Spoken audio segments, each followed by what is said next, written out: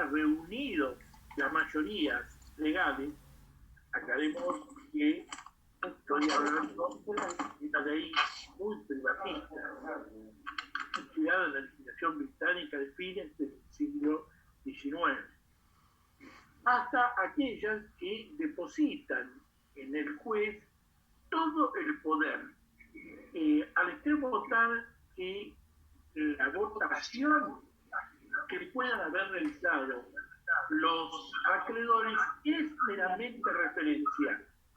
El juez puede apartarse de eso, puede separarse de los términos del acuerdo y puede elaborar una solución que técnicamente sea más apropiada para la resolución de la litigio concursal. Entre aquella que solo confía en lo que negocian las partes y esta en la que el juez se incorporan tesis intermedias y legislaciones intermedias como la italiana, como la legislación nuestra, que por cierto tiene una legislación bien. La homologación del acuerdo es una instancia dentro del proceso de negociación del acuerdo por el cual se le adiciona a la misma un efecto vinculante. El acuerdo, que solo era la obra de las partes privadas del proceso, recibe una suerte de bendición pública y lo transforma en obligatorio para todos y cada uno de los acreedores a los que alcanza.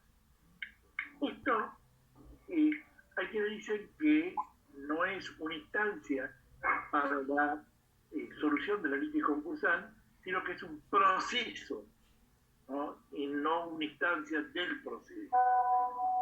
Es un debate absolutamente superficial. El acuerdo celebrado entre las partes, acuerdo preventivo, antiguamente se llamó concordato. El acuerdo no es vinculante. Aquí hay una gran diferencia con el acuerdo preventivo extrajudicial. El acuerdo preventivo extrajudicial, que no llegara a obtener las mayorías o que no llegara a ser homologado, es vinculante para las partes que lo otorgan, salvo que se hubiera establecido otra cosa en el mismo. En cambio, el acuerdo preventivo, al que lleguen las partes con el deudor y acreedores, ciertamente no es vinculante mientras no sea homologado. Por lo tanto, la homologación es un paso necesario para lograr los efectos de la negociación concursal, es decir, la resolución de la litigio. Ese efecto vinculante emana del poder público. Es el juez, mediante una sentencia, quien opera la homologación del acuerdo preventivo. La ley 24.522, que tenía una impronta fuertemente privatista en este tema, establecía que si el acuerdo reunía las mayorías legales, el juez debía homologar. Esta regla del artículo 52 recibió una reforma sustancial en el año 2002, en el mes de mayo de 2002, con la legislación de la crisis de la ley 25.589. Este cambio fue singular. En primer lugar, porque se receta el denominado Crown and Power, es decir, el poder que le asigna el legislador al juez para imponer un acuerdo a los acreedores disidentes en las categorías donde no se hubieran logrado las mayorías legales, condicionado a la regla del artículo 52 que no haya tratamiento discriminatorio, que haya reunido al menos el 75% de la suma de todas las categorías, etcétera, etcétera. Esta introducción del Random Power ha creado una serie de dudas, tanto en la jurisprudencia como en la doctrina. El juez puede no homologar un acuerdo, dice la ley mal, cuando sea abusivo o en fraude a la ley. Y lo dice mal porque dice el juez puede homologar una propuesta. El único caso en que el juez homologa propuestas es cuando, no habiéndose reunido las mayorías legales, se aplica el Random Power. Acá lo que está diciendo el legislador, y haciendo interpretado la jurisprudencia casi unánime, es que el juez puede no homologar un acuerdo. ¿Qué diferencia hay entre un acuerdo y una propuesta? Que el acuerdo ha reunido las mayorías legales en todas las categorías. En cambio, si se trata del supuesto del Random Power, la tuvo por lo menos en una categoría quirografaria y no obtuvo las mayorías legales en alguna o algunas restantes categorías. Siempre quirografaria. Bien. Esta reforma, durante la crisis de hace 20 años, se dictó también la ley 25.563, que introdujo dos reformas sustanciales en esta materia y que duraron, una mientras duró la emergencia y otra hasta que se sancionó la ley 25.589.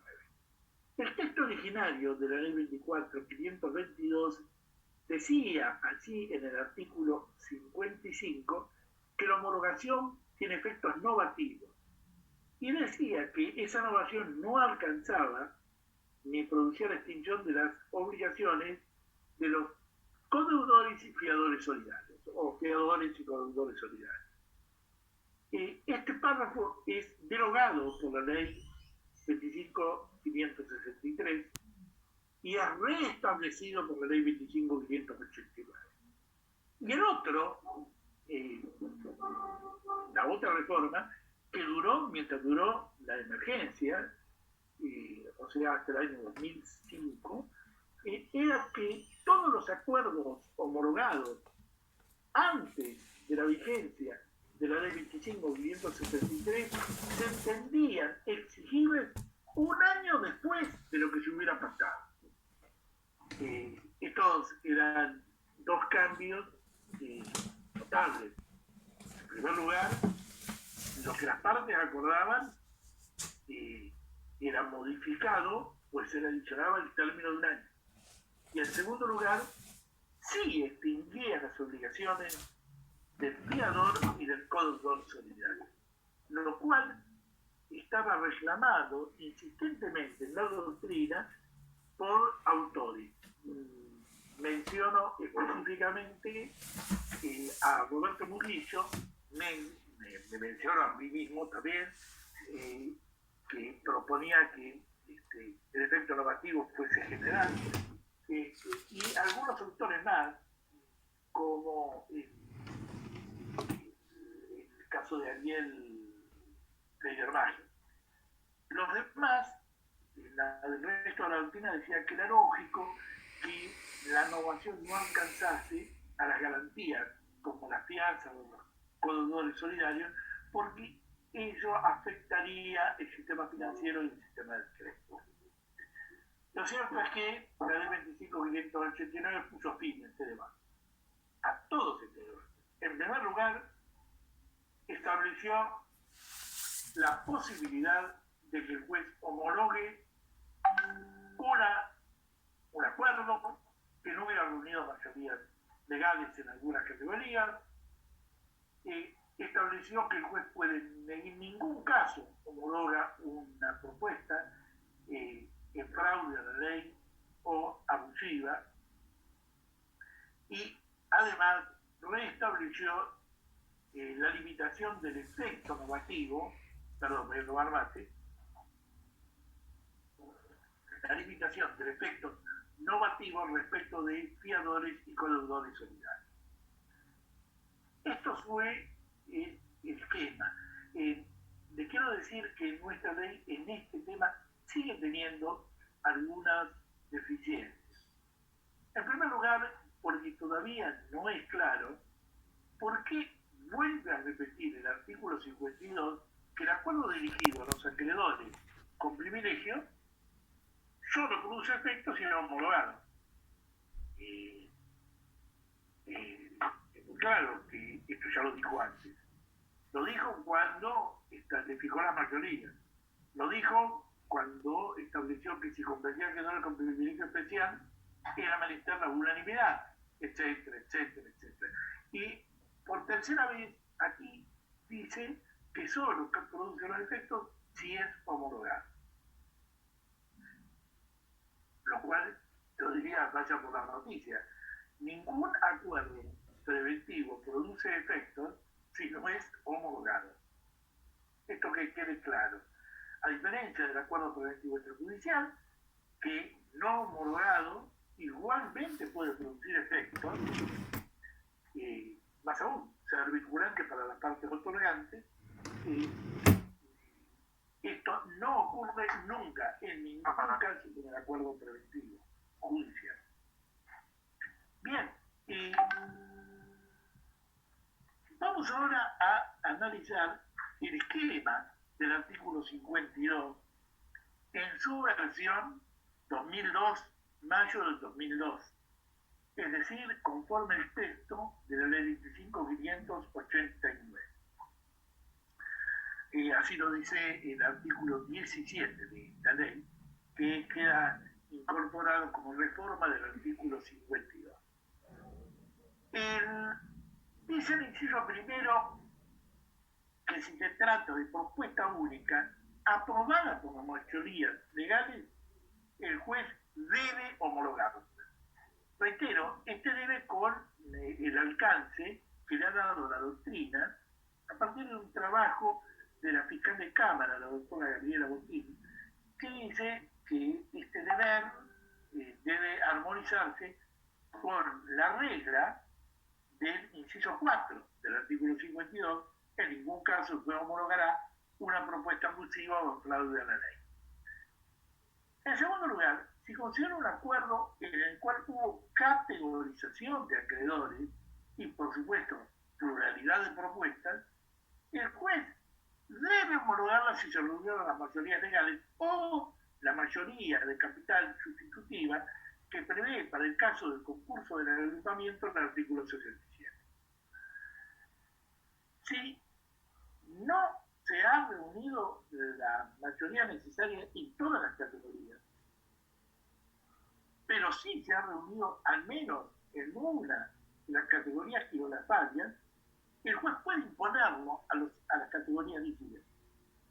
¿Cómo? Cuando concurran 4 recados. Primero, aprobación de una de las categorías de acreedores quirolatarios. Conformidad del 75% a la ley 13 cuarta parte, uno acostumbrado a la vieja escuela sigue diciendo 75%. Y el 75% del capital quirolatarios. O sea, en alguna categoría